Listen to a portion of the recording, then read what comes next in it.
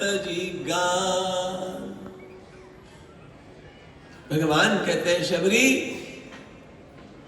भगवत गुणानुवाद गुणगान ये भक्ति का अत्यंत महत्वपूर्ण आयाम है।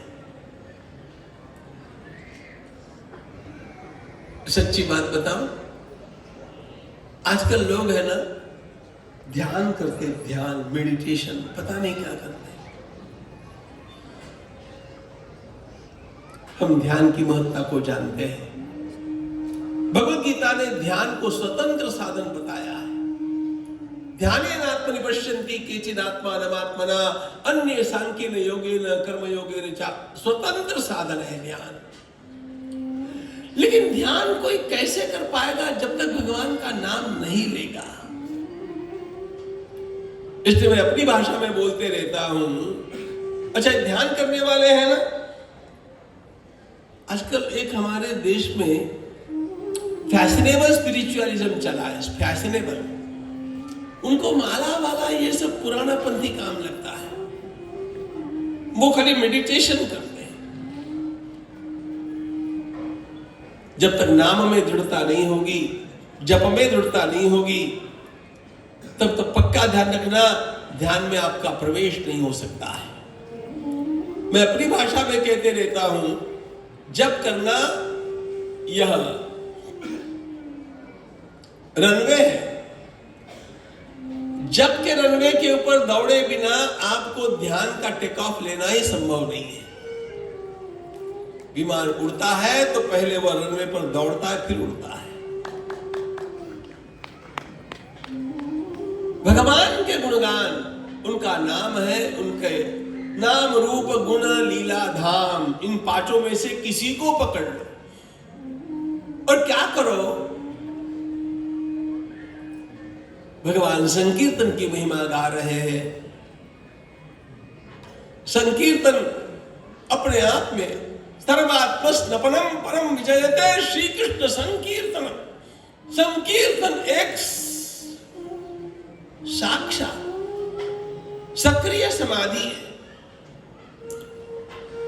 उस संकीर्तन में जब आप भगवान के लिए गाएंगे, दूसरों को दिखाने के लिए, देखो कलाकारों का संकीर्तन अलग होता है, भक्तों का संकीर्तन अलग होता है। नाहं वसामि वैकुंठे योगिनां हृदये रवौ मद भक्ता यत्र गायन्ति तत्र तिष्ठामि। भक्त का गान। अरे ऐसा एक भक्त इस ब्रज में था ना, चंद्र सरोवर के तट पर बाबा सूरदास बैठे बैठे तानपुरा बजाते बजाते ऐसा गाते रहे। शास्त्रों को पढ़ा नहीं था, कई तीर्थ यात्रा किए नहीं थे, केवल तानपुरा लेकर के गाते गाते गाते गाते तल्लीन हो जाते।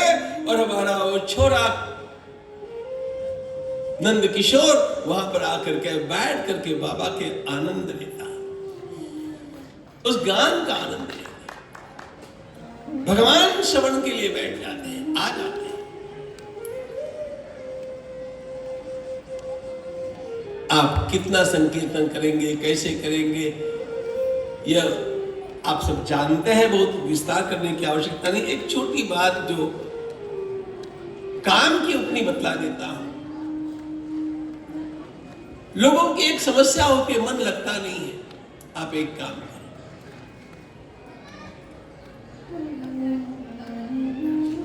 अपने घर के ठाकुर जी के सामने बैठ करके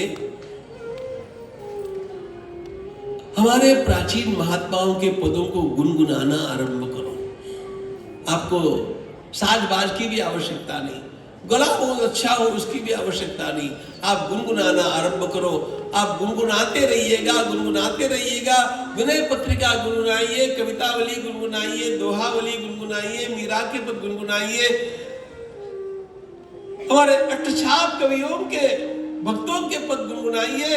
प्राचीन संतों के पदों को गुनगुनाते हुए आपका चित्त तल्लीन होगा, चित्त पिघलेगा, चित्त में साक्षात श्री कृष्ण आकर के विराजमान होंगे।